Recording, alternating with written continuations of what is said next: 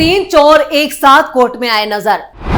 केजरीवाल, सिसोदिया और कविता हुए हाजिर। जज ने तीनों को एक साथ दिया बड़ा झटका। नमस्कार, मैं हूं परवीन शेख। आप देख रहे हैं कैपिटल टीवी की स्पेशल स्टोरी।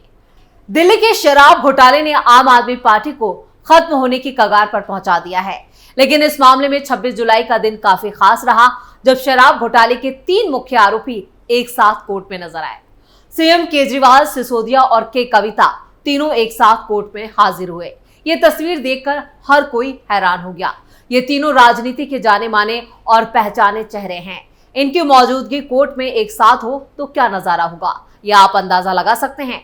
राजनीति के नटवर लाल जो लंबे वक्त से जेल से आने की अलग अलग जुगत लगा रहे हैं, लेकिन कोर्ट के जज इनकी बातों से इत्तेफाक नहीं रखते, क्योंकि इनके गुनाहों का काला चिट्ठा कोर्ट के पास सबूत के रूप में पहुंच चुका है। वहीं ईडी से लेकर सीबीआई तक इनके गुनाहों की तस्दीक कर चुकी है। फिर भी ये तीनों खुद को बेगुनाह बताते हैं, लेकिन अदालत इनके झूठ से हर बार पर्दा हटा देती है। ऐसा ही कुछ 26 जुलाई को भी कोर्ट में हुआ। दरअसल राउज एवेन्यू कोर्ट में गुरुवार को दिल्ली शराब घोटाले मामले की सुनवाई के दौरान जब केस की आवाज लगी तो एक साथ कोर्ट रूम में अलग नजारा देखने को मिला। इस केस से जुड़े तीनों आरोपी वीडियो कॉन्फ्रेंसिंग के जरिए कोर्ट में पेश हुए। दिल्ली के मुख्यमंत्री अरविंद केजरीवाल और पूर्व deputy CM Manish Sisodia, BRS की नेता के कविता तिहाड़ जेल से वीडियो कॉन्फ्रेंसिंग के जरिए कोर्ट में पेश हुए। तीनों नेता एक साथ टीवी स्क्रीन पर नजर आए, जिसके बाद राउज एवेन्यू कोर्ट ने मामले की सुनवाई करते हुए तीनों को बड़ा झटका दिया। दिल्ली के राउज एवेन्यू कोर्ट ने 26 जुलाई को आबकारी नीति मामले में दिल्ली के मुख्यमंत्री अरविंद केजरीवाल की न्यायिक हिरासत को 8 अगस्त तक के लिए बढ़ा दिया। वहीं ईडी और सीबीआई के आबकारी घोटाले मामले में उन्हें बड़ा झटका लगा। केजरीवाल वीडियो कॉन्फ्रेंसिंग के जरिए सुनवाई में शामिल हुए और राउज एवेन्यू कोर्ट ने गुरुवार को ही केजरीवाल की हिरासत की समीक्षा की। सीबीआई ने अरविंद केजरीवाल को दिल्ली शराब घोटाले से जुड़े भ्रष्टाचार के एक मामले में गिरफ्तार किया था। वहीं अदालत ने शराब घोटाले से जुड़े मनी लॉन्ड्रिंग मामले में आम आदमी पार्टी के नेता मनीष सिसोदिया और बीआरएस नेता के कविता की न्यायिक हिरासत भी बढ़ा दी। सिसोदिया और कविता को भी वीडियो कॉन्फ्रेंसिंग के जरिए पेश किया गया। अदालत ने मामले की अगली सुनवाई 31 जुलाई को तय की है। अरविंद केजरीवाल पर भ्रष्टाचार निवारण अधिनियम के तहत आरोप लगाए गए हैं। 12 जुलाई को राउज एवेन्यू कोर्ट ने मामले में केजरीवाल की न्यायिक हिरासत बढ़ा दी थी। यह घटनाक्रम सुप्रीम कोर्ट द्वारा दिल्ली के सीएम को अंतरिम जमानत दिए जाने के कुछ घंटों के बाद हुआ। अरविंद केजरीवाल ईडी के मामले में 31 मार्च से न्यायिक हिरासत में, और ये मामला शराब कारोबारियों को लाइसेंस देने के लिए अब रद्द हो चुकी दिल्ली आबकारी नीति 2021 और 22 के बनाने के दौरान भ्रष्टाचार और मनी लॉन्ड्रिंग से जुड़ा है। आरोप है कि इस लिकर पॉलिसी ने कैटेलाइजेशन की अनुमति दी और कुछ डीलरों को फायदा पहुंचाया, जिन्होंने कथित तौर पर लाइसेंस के लिए यहां पर रिश्वत दी थी, और इन आरोपों की वजह से शराब पॉलिसी को रद्द करना पड़ा था। इसके बाद दिल्ली के एलजी वीके सक्सेना ने इस योजना की जांच सीबीआई से की थी। सीबीआई जांच के बाद ईडी ने पीएमएलए के तहत मामला दर्ज किया था। दिल्ली को दोनों हाथों से लूटा। दिल्ली शराब घोटाले में दिल्ली के मुख्यमंत्री अरविंद केजरीवाल और उनकी पार्टी के कई नेता बुरी तरह से घिर चुके हैं। वो खुद जेल में हैं, उनके दोस्त और हमराज मनीष सिसोदिया जेल में हैं, कई दूसरे आरोपी भी जेल में बंद हैं। शराब घोटाला इतना बड़ा स्कैम है कि इसके तार तेलंगाना तक जुड़े हैं। आपको बता दें कि दिल्ली की केजरीवाल सरकार नवंबर 2021 में एक नई लिकर पॉलिसी लेकर आई थी। पॉलिसी के तहत दिल्ली में शराब के कारोबार को प्राइवेट हाथों में सौंपा गया, लेकिन ये पॉलिसी शुरुआत से ही विवादों में रही। बढ़ते विवाद को देखते हुए दिल्ली सरकार ने जुलाई 2022 में इस लिकर पॉलिसी को रद्द कर दिया और फिर से पुरानी शराब नीति बहाल कर दी। लेकिन तब तक काफी देर हो चुकी थी, क्योंकि केजरीवाल की भ्रष्टाचार की फाइल खुल चुकी थी। दिल्ली में हुए शराब घोटाले की गूंज पूरे देश में सुनाई देने लगी थी। एक घोटाले के साथ साथ दिल्ली में हुए दूसरे घोटाले की फाइल भी एक एक करके खुलने लगी।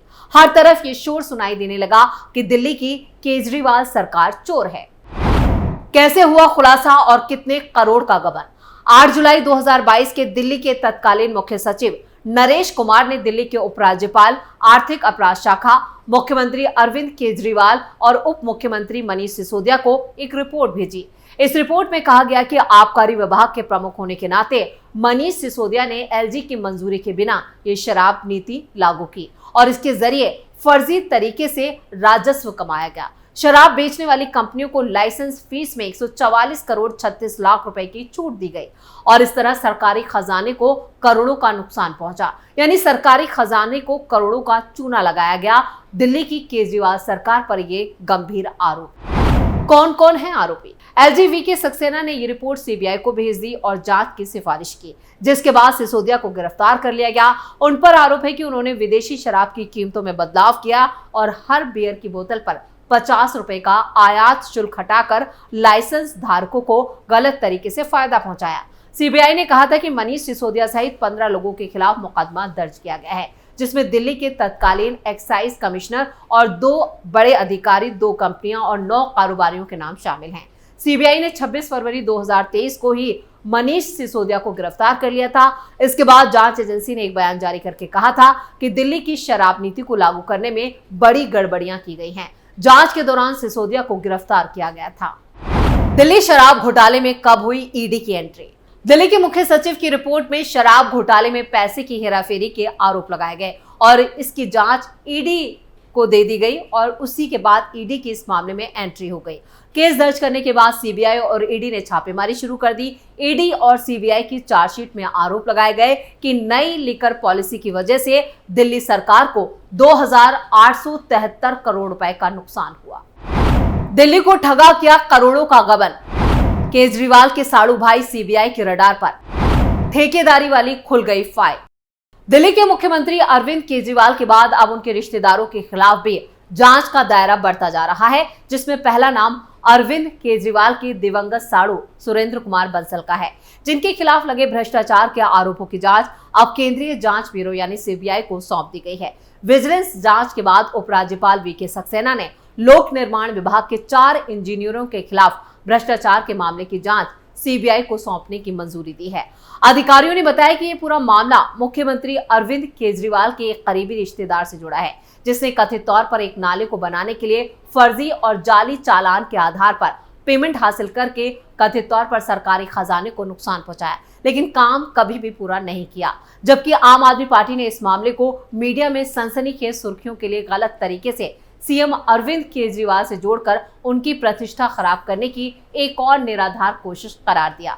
विजिलेंस डिपार्टमेंट की जांच की टीम के मुताबिक दिल्ली की भ्रष्टाचार निरोधक शाखा यानी एसीबी ने एक शिकायत की जांच की और इसके मुताबिक केजरीवाल के साड़ू कहे जाने वाले सुरेंद्र कुमार बंसल ने अपनी कंपनी के लिए 2015 और 16 में NH 44 की सर्विस रोड के किनारे RCC नाला बनाने और साइड बम सुधारने का ठेका लिया था, लेकिन कभी काम किया ही नहीं। एसीबी ने अपनी जांच में बताया कि ठेकेदार को भुगतान कथित तौर पर 4 PWD इंजीनियरों में, जिसमें एक कार्यकारी इंजीनियर, एक सहायक इंजीनियर और 2 सहयोगी इंजीनियरों को पेमेंट की गई थी, जिनके खिलाफ 2017 में एक FIR भी दर्ज की गई थी। जांच पूरी होने के बाद एक आरोप पत्र भी तैयार किया गया था।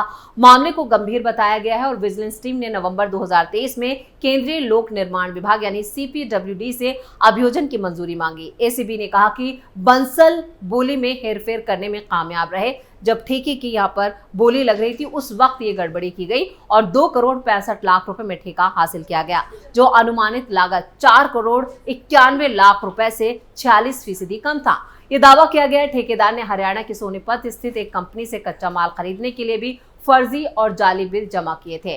वहीं आम आदमी पार्टी ने कहा कि इसके बावजूद सुरेंद्र कुमार बंसल सीएम अरविंद केजरीवाल की राजनीति में आने से बहुत पहले से ठेकेदार थे और 2017 में उनका निधन हो गया। बीजेपी सरकार अभी भी आधारहीन जांच में लगी हुई है।